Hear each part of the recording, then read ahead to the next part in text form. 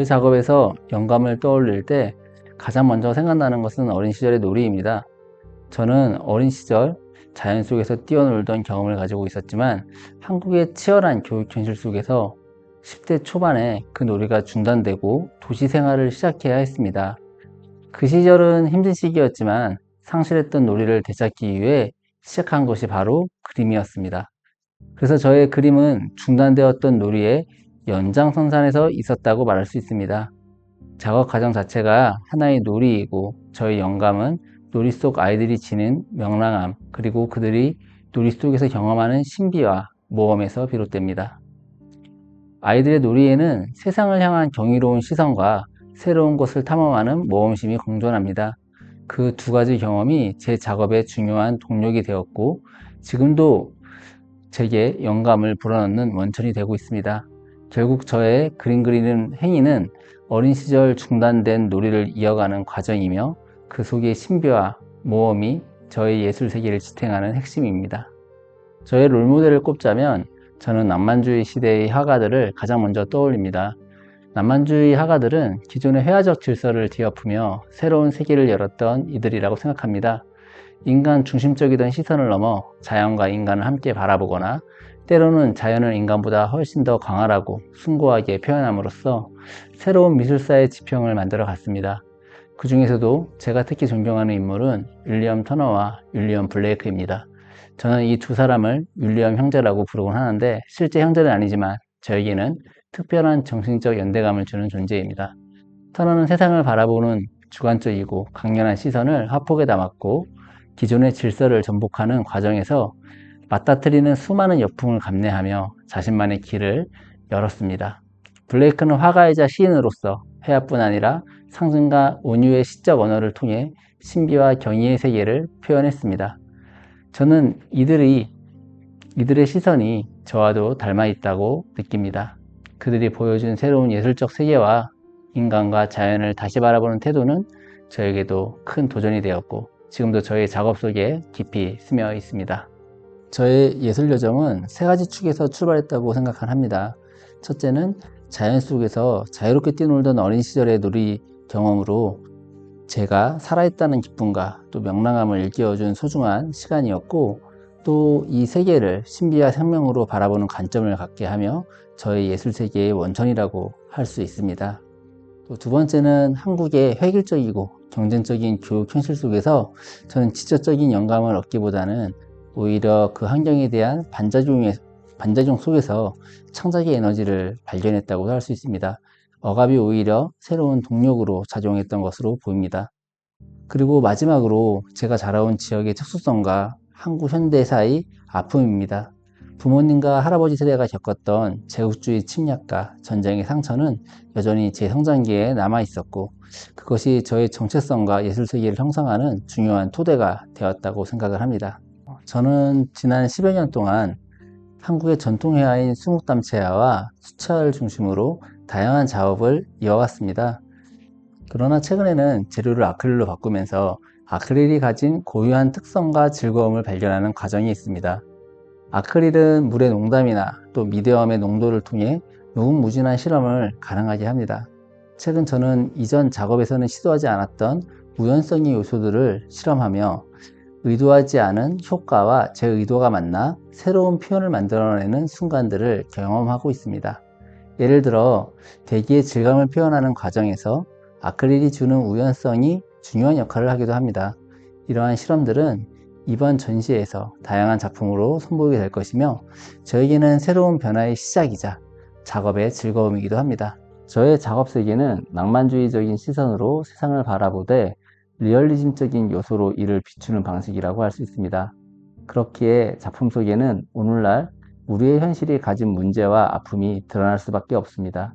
제 작업에서 주요 인물로 등장하는 가면을 쓴 아이들은 이러한 어두운 현실 속에서도 밝음을 드러내는 존재들입니다. 저는 어두운 색채로 인물을 먼저 묘사한 뒤 그 위에 오일 파스텔로 채색을 더합니다. 이 과정에서 그림에는 짙은 그림자가 배어 있지만 동시에 그림자 덕분에 밝음이 더욱 도드라지기도 합니다. 아이들은 세상을 바라볼 때 언제나 신비와 생명의 요소로 해석하는 존재입니다. 그렇기에 작품 속 아이들의 시선과 태도는 이 엄혹한 세계 안에서도 명랑함과 생기를 잃지 않은 분위기를 만들어낸다고 생각하면 합니다. 가면에는 다양한 의미가 담겨 있습니다. 사회적으로는 자신을 감추는 동시에 어떤 가면을 선택하냐에 따라 오히려 자신의 의도와 모습을 외부로 드러내는 이중적인 역할을 합니다. 하지만 제 작업 속 가면은 그러한 사회적 맥락보다는 토템적 상징에 가깝습니다. 저희 가면놀이 연작은 노아의 방주 신화에서 차용을 시작했습니다. 이 신화는 종말론적인 서사를 담고 있는데 저는 이를 오늘날의 현실에 대입해 재해석하고 있습니다. 노아의 방주에 동물들이 항상씩 승선하는 이야기는 현대사회에 적용했을 때 이미 많은 동물들이 멸종한 상황을 떠올리게 합니다. 그렇기에 제 작업에서 등장하는 가면을 쓴 아이들은 멸종한 동물들을 대신하여 그 자리를 채우는 존재라고 할 수 있습니다.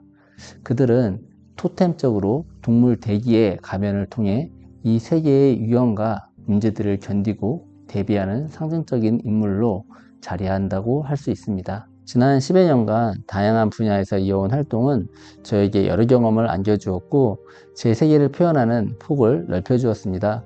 돌이켜보면 저는 그 시간을 통해 저라는 고유한 세계를 여러 각도에서 표현하며 이 세계와 소통하는 방법을 모색할 수 있었습니다.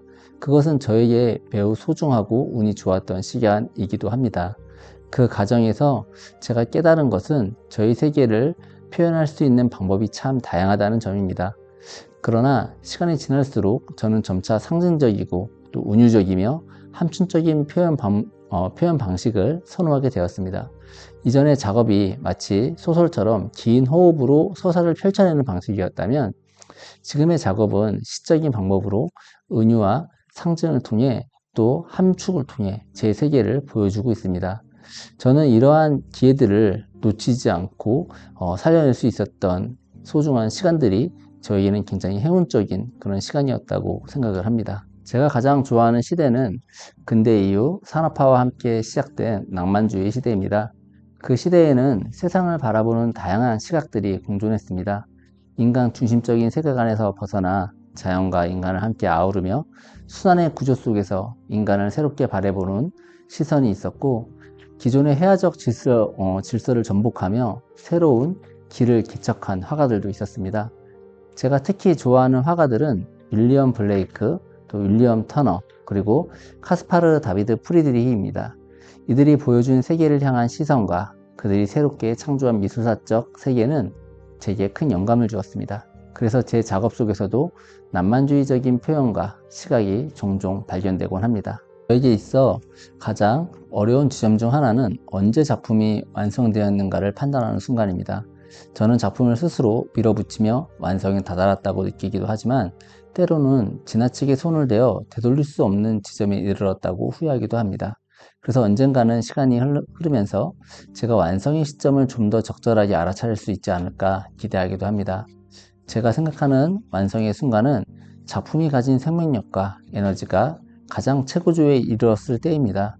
선 몇 가닥을 더 긋거나 조금 더 채워 넣으려는 순간 오히려 작품이 가진 활력이 급격히 사라진 경우를 종종 경험하기도 합니다. 그것을 보며 아직은 제가 미숙한 단계에 있다고도 느끼지만 동시에 화가로서 더 성숙해진다면 그 순간을 더 분명히 알아차릴 수 있을 것이라 믿습니다. 결국 저희 작업은 여전히 현재 진행형입니다. 그리고 언젠간 작품이 가진 생명력을 정확히 알아차리고 그 지점에서 멈출 수 있는 날을 기대하고 있습니다. 저는 작업 과정에서 종종 제 의지를 넘어서는 영감을 경험하곤 합니다. 이번 전시를 준비하면서도 그러한 경험이 있었습니다. 처음에 전시의 큰 방향을 설정하며 응시라는 키워드를 적어두고 잊고 있었는데 긴 작업의 몰입 끝에 그 글을 다시 발견했을 때 전시가 처음에 설정한 방향과 놀라울 만큼 일치하고 있다는 것을 발견하였습니다. 저는 그것이 마치 영감이 제게 준 하나의 선물처럼 느껴졌습니다. 이번 전시의 주제인 응시는 여러 층위에서 해석될 수 있습니다. 가면을 쓴 아이들의 시선은 현대 문명이 지나간 자리를 바라보는 응시일 수도 있고 반대로 관람객이 작품 속 아이들을 바라보는 응시가 될 수도 있습니다. 또한 그 속에는 인간이 범접할 수 없는 거대한 자연과 우주를 마주할 때 느끼는 경이로움과 두려움, 그리고 매혹이 공존합니다. 그렇기에 응시라는 단어는 이번 전시를 가장 잘 담아내는 핵심이라고 생각합니다. 좋은 예술을 단정적으로 정의하기는 어렵다고 생각합니다. 각 개인, 각 예술가마다 저마다의 정의가 있을 것이고 또 그것은 시간이 흐르며 달라질 수도 있습니다. 제가 떠올리는 고전의 한 구절이 있는데 바로 공자의 논어에 나오는 옹고지신입니다. 옛것을 배워 새로운 것을 아는 것. 이것이야말로 좋은 예술의 본질을 설명하는 또 하나의 시선이 아닐까라고도 생각을 합니다. 예술은 자기만의 씨앗을 틔우는 과정이기도 하지만 먼저 옛것으로부터 양분을 받아 단단한 토양을 만드는 과정이 필요합니다. 그 위에서 비로소 새로운 세계를 창조할 수 있다는 생각을 하고 그러한 순간이 또 찾아오기도 합니다. 그러나 예술은 단지 자기만의 세계를 드러내는 것에 머물지 않습니다. 하나의 씨앗이 세계와 만나 순환 속에서 존재하듯 예술 또한 거대한 자연과 세계의 원리 안에서 순환의 일부로 함께 존재할 때 진정한 의미를 가진다고 생각을 합니다. 그래서 저에게 좋은 예술이란 옛것을 배우고 자기 세계를 드러내고 새로운 세계를 창조하며 동시에 세계와의 관계 속에서 살아 숨쉬는 예술이라고 믿습니다. 제 작업을 사랑해 주시는 관객 여러분께 이렇게 덴마크에서 만나뵐 수 있는 기회를 주셔서 진심으로 감사드립니다. 멋진 갤러리인 크리스토퍼 에걸랜드 갤러리와 함께 전시를 선보일 수 있어 저 역시 매우 기쁩니다. 저의 작업 세계는 제가 낭만주의적 리얼리즘이라 부르는 시선 속에서 자리합니다.